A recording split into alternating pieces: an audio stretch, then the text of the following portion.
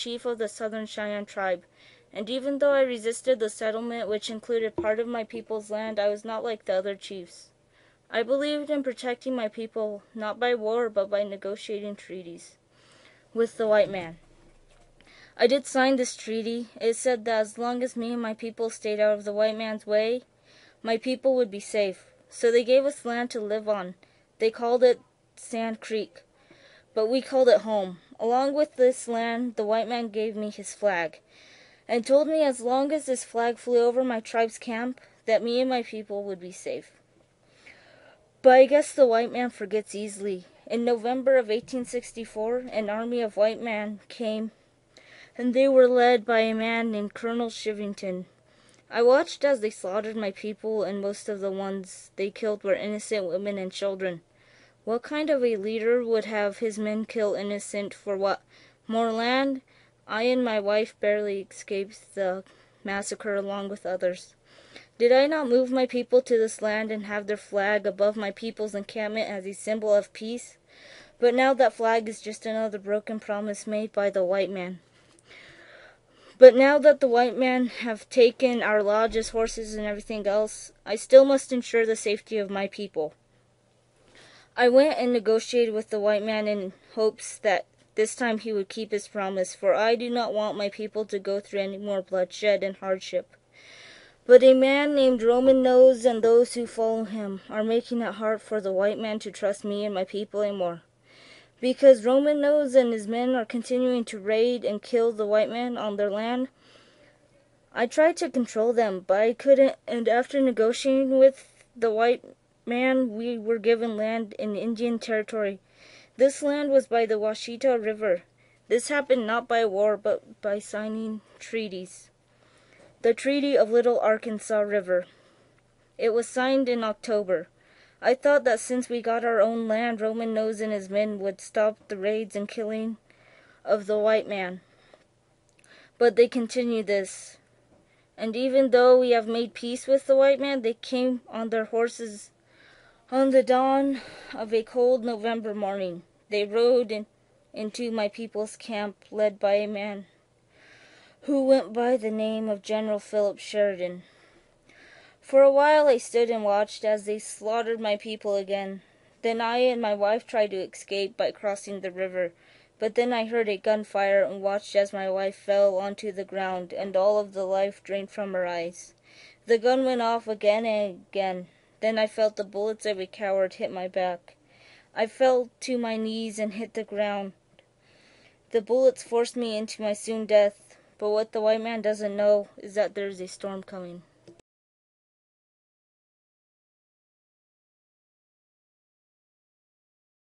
Hi, my name is Spotted Tail. I was born in 1823 and died August 5th, 1881. My name is Jumping Buffalo. Slight Glisra.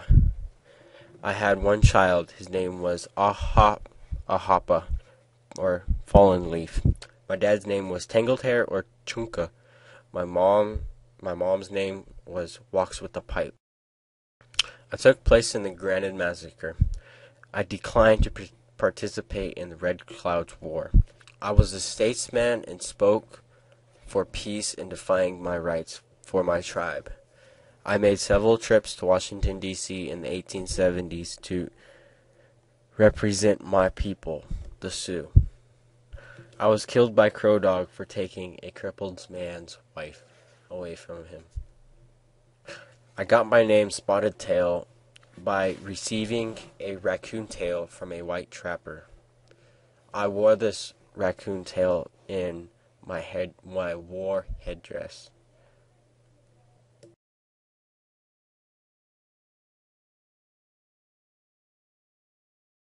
I was born in the forks of Platte River, which is North Platte, Nebraska. My father died when I was young, and my mother was in Oglala. I was raised in the household of my uncle Chief Smoke. Much of my life was being part of the war, which was often against Crow and Pawnee. In 1866, I had a good war against the United States, even fought by an Indian nation. My strategies were successful by 1868, and the United States have agreed to the Fort Laramie Treaty. This treaty means that the United States abandoned the Bozeman Trail and guaranteed the Lakotas their rights to what is now the western half of South Dakota, including the Black Hills. I didn't join Crazy Horse and Sitting Bull and the other war leaders in the War of the Lakotas until 1876 to 77.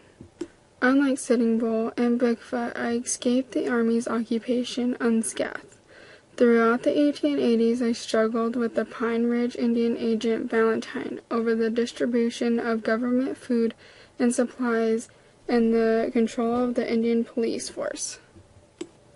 When going to fight, I was on my way and was giving directions to the warriors, but somehow I had the directions wrong.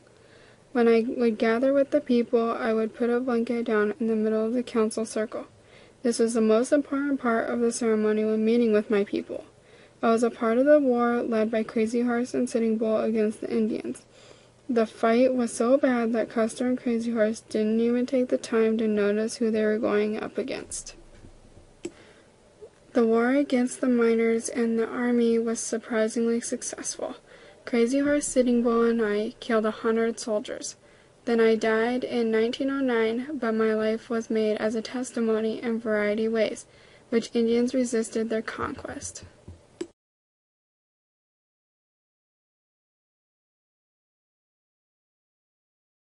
I was born on September 8, 1828 in Taylorsville, Ohio.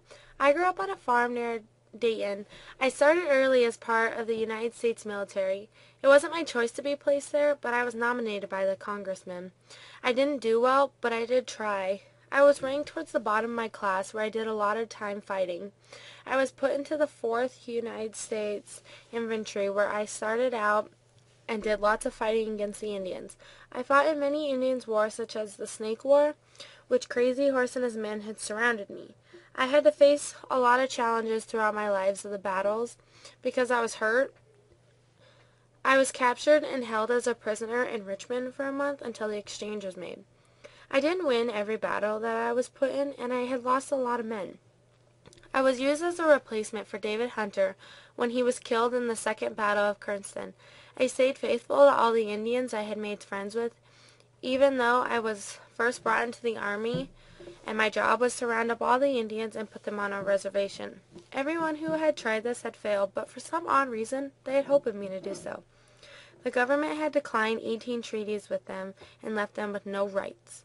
Me, on the other hand, I didn't quite agree with the way that the Indians were treated. I believed that they were people also.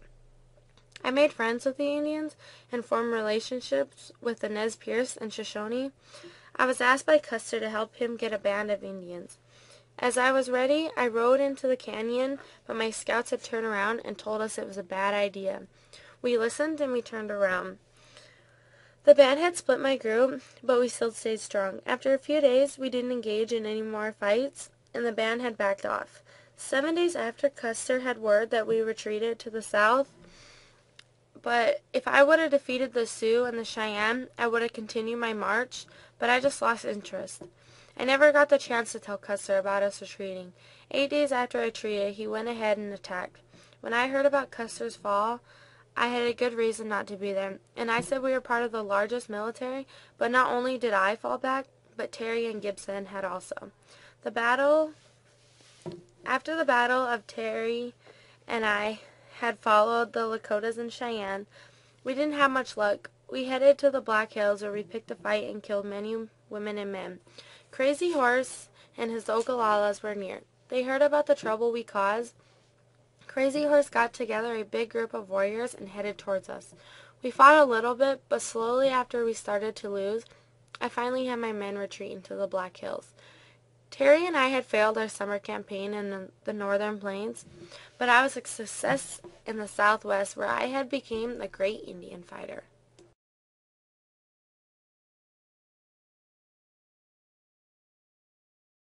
Name's George Armstrong Custer, and I like to keep it that way if I don't mind saying. Best general I would say in all the glorious United States. I was the last to graduate from my class, which I don't care about, and I also like to say one hell of a leader during the Civil War, charged the enemy line in every single battle I came across, and won every single time. Many people said I was reckless. Huh, how about reckless? How about this? Does winning every battle show that I'm reckless? I don't think so. And I'm a winner, So what if I had many casualties in the war? Should I even care if I lose a couple men here and there? They died for their causes, that's good enough to know. Now I like to think that everyone loves me, and I bet they do. Well, I guess some don't have minds to comprehend on how magnificent and brave I am. I mean, I helped get rid of these savages, or as they call themselves, Indians, for the people of this good country, and some aren't appreciative about that. Well, let me explain this. I am very famous for helping this country expand during the Indian Wars. I led the attack at Washita River, which was one of my finest moments in the Indian Wars with these savages. It was very bloody and gruesome, but don't expect it all to be flowers and sunshine. Although we lost a few men, why should I feel bad if they ran off and got themselves killed? Then Mr. Frederick Benteen thinks it was my fault for getting one of his friends killed. Ha! Not likely. I told him to go kill some Indians, and what does he do? He gets himself killed. Not my fault. Then he decides to write a letter that criticizes my leadership. Would have whipped him if he didn't have a pistol in hand. Now, I know that you are thinking that I was a fool for taking on the encampment in Little Bighorn, but heck, it made me a very known person, made me a hero of the United States. Battle of Little Bighorn was my greatest moment, although I died. My last stand, which showed that mine was the best of all time throughout the history of this great nation.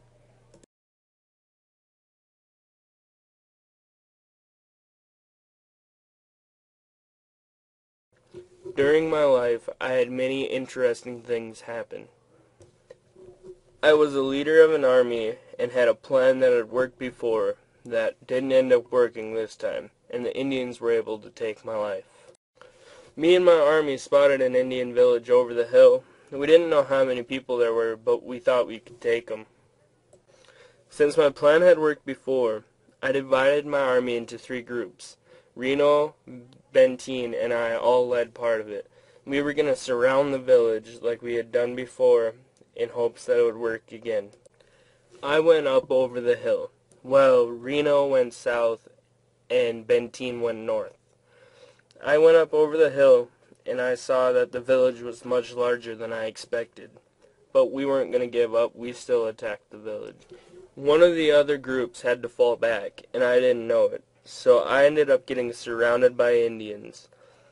Benteen, one of my men, hated me, and we all knew it.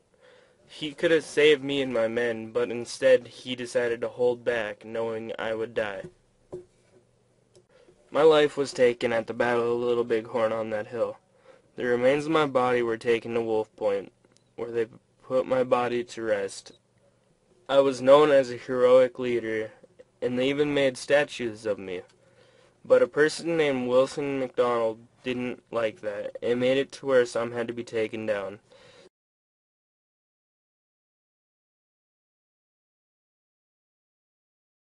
I led my warriors in charges that shattered the defenses of Reno and Ancaster.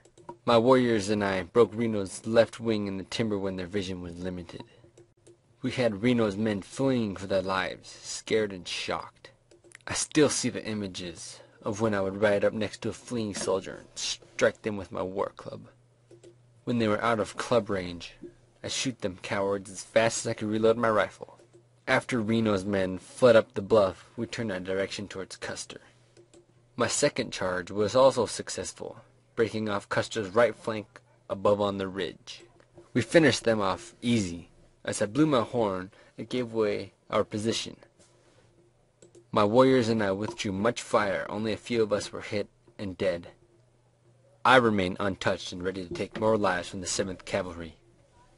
The day continued to trudge on as Ice Bear, Little Horse, and I led the surprise attack as we crawled through the tall grasses. We jumped up, catching Custer and the rest of the 7th off guard, taken by surprise. We let him have it as we charged in, striking with clubs, tomahawks, blades, and spears, and arrows flinging in all directions, each hitting a 7th Cavalry soldier, ending his life.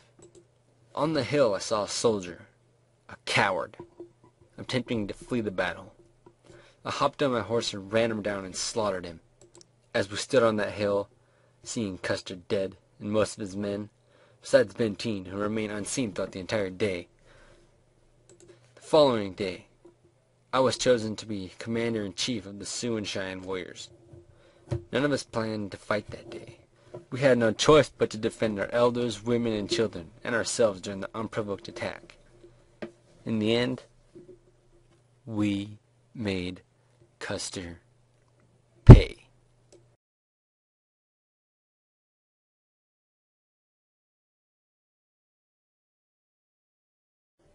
Today, under General Custer's command, we attacked the Plains Indians. General Custer sent me with 3 companies to attack the village from the south. We hadn't yet understood how big the village was until our arrival. Our plan to attack the village quickly fell apart as hundreds of warriors came after us. I ordered my troops to form a skirmish line, but the Indians outnumbered and outflanked us. One of our Arikara scouts was shot in the head while standing next to me and got all over me. I couldn't think straight and led a retreat into the timber along the river.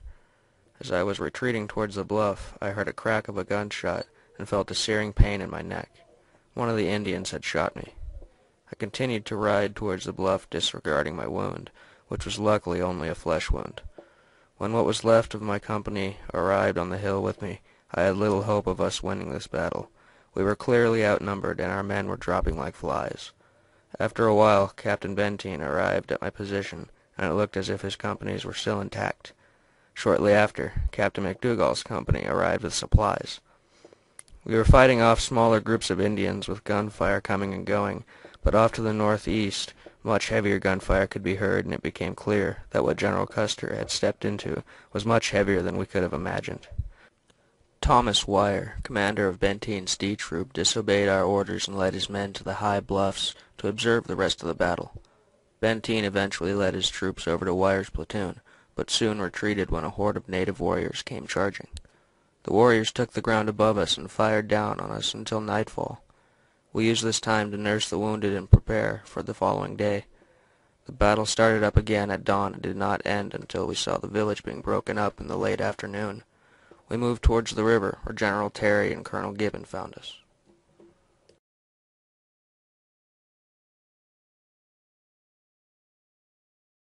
I, Frederick Benteen, was a part of General Armstrong Custer's 7th Cavalry and fought in the Battle of the Little Bighorn. Before the battle, I wrote a letter to the newspaper and mentioned a lot about things about Custer. The general pulled us all together and started complaining about how we weren't supposed to talk to the media, and if he ever found out who did it, he swore he would whip them to hell. I was obviously no coward and owned up to it. We bickered for a while, but he never dared to lay a finger on me. My job in the Battle of the Little Bighorn was to prevent any Indians running upriver, and if I saw them, I was to kill them immediately. If there were no Indians, I was supposed to head back and aid Custer in the battle. I was the scout on the left of Custer. During the battle, Custer finds out that Reno is being dominated, so Custer sends a messenger to me and says, "Benteen, come on, big village, be quick. Bring packs. P.S. Bring packs." I decided to take my time because Custer thought of himself as invincible. He could fight on his own. One of my soldiers kept questioning me why we were going so slow once we met up with Reno. I kept making up excuses like, "We have to wait for ammunition to arrive." But he just replied with, "We have enough ammunition," and left to help General Custer with a group of men. They arrived only in time to see General Armstrong Custer die right in front of them. We all left from the battle, but the Indians found us and attacked us. Reno and I managed to survive and went straight to the media and told them our story. Later, I found out that no one survived that was with General Custer. After the battle, I was in the Nez Perce campaign in 1877. I was later suspended that same year due to being drunk and having disorderly conduct in Utah. Because of that, I was almost dismissed from the Army, but President Grover Cleveland thought about it and changed it to a 1-year suspension. I decided to retire in 1888 because of rheumatism and heart disease. I died 10 years later.